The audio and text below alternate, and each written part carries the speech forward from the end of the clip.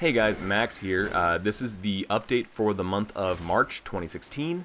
As always, the first order of business is there is a new episode of Great Levels in Gaming on the Achievement Hunter channel. This one focuses on Central Yharnam in Bloodborne, which is the first area after sort of the tutorial in Yosefka's clinic.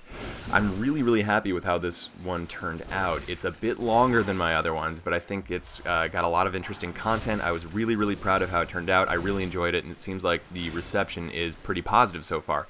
So I'm going to link it in the description and here in the annotation on screen. If you like it, and I hope you do, please let me know. I'm always happy to hear your feedback. I'm always happy to hear if you guys are enjoying the content. One of the best parts about it is that really it just gave me an excuse to play more Bloodborne. I've been having so much fun with Bloodborne since I got it over the holidays. It is so much fun. I am really loving specifically all the different trick weapons there are. There are a far fewer number of weapons in Bloodborne than there were in Dark Souls and Dark Souls 2. But one of the things I'm really liking is that all of the weapons that there are in the game are very different from one another. You don't see too many palette swaps. The closest there really is that I can see is you have the Kirkhammer and Ludwig's Holy Blade that both have the same sort of silver sword one-hand form. And then you have the Saw Cleaver and the Saw Spear that both have the same sort of untransformed mode when they're both in Saw form. But they have very different transformed modes because the Saw Cleaver has the full Cleaver mode, whereas the Saw Spear has a full-on serrated spear. And so that's where they get kind of varied from one another in that regard. And the transformation is probably the coolest part for me. If you haven't played Bloodborne, all of the weapons, they have two different modes, and you can switch between them with the L1 button. And you can even do this mid-combo as its own special, like, transformation attack. And I've really been enjoying trying all the different weapons, making new builds to go best with different weapons. And in fact, right after I finished my first playthrough, and the first playthrough is always just I run it blind, I put the stats where I want them, and just kind of play around, learn how it works through play. But after that one, I decided to make an actual build, and the first one I did, she's currently at level 120, and she's currently sitting on 40 in the skill stat and 40 in the blood tinge stat, and I did this specifically so I could try out the Chikage, and I hope I'm pronouncing that right. It's a katana that you can just cover in blood in its trick form, so it starts to drain health, but it has much higher damage scaling.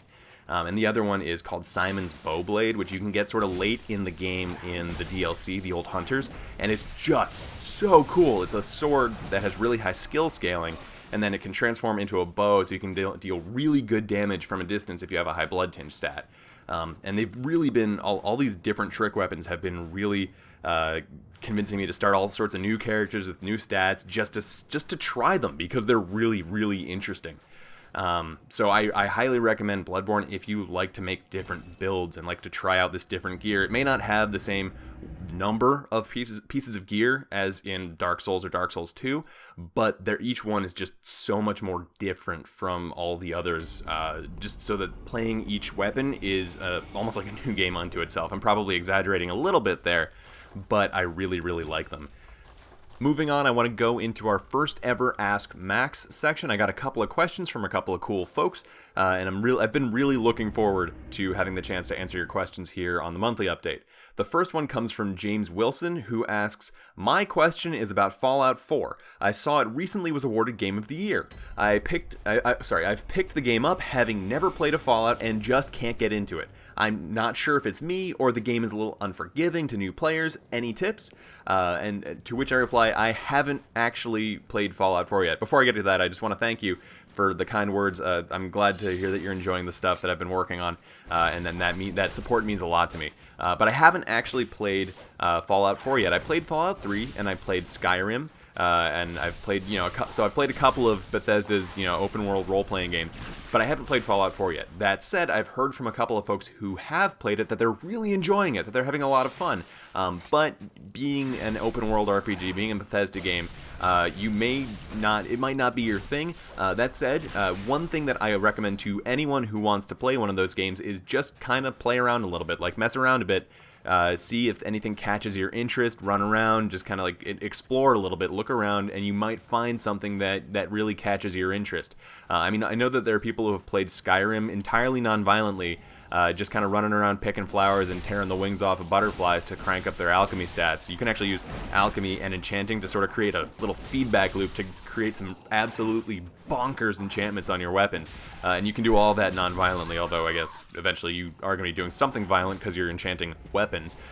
So I haven't played Fallout 4, but kind of might play around, mess around, see what, throw stuff at the wall, see if anything sticks, and hopefully you will find something that really, really catches your interest.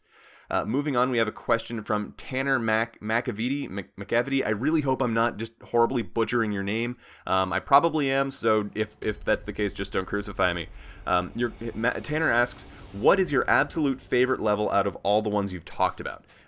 He also asked if I would be interested in doing the winter section of The Last of Us. The answer to that is maybe. I might actually. I've been wanting to cover The Last of Us. I don't know yet what section I want to talk about. It might be winter. It might be the sewers outside of Pittsburgh, because I really like the environmental storytelling there. But to answer your question, my favorite would probably be either Lady Boyle's Last Party in Dishonored or the Silent Cartographer in Halo Combat Evolved, with a little, a dash of the catacombs from Dark Souls thrown in. The reason that Lady Boyle's Last Party is on the short list is that I have a really, really big soft spot for stealth games. I adore stealth games.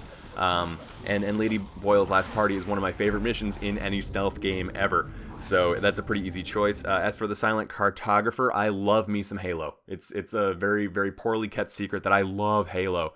It was the first shooter I ever played, or not that I ever played, but the first one that really grabbed my interest, because back in the day I really only ever played on consoles, really up until 2013, when I built my first PC.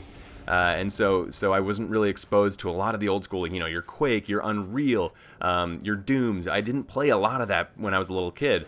So Halo Combat Evolved was the first shooter that really, really grabbed me. And the Silent Cartographer is probably my favorite level in it. That is right up there with Assault on the Control Room as one of my favorite levels in Halo history.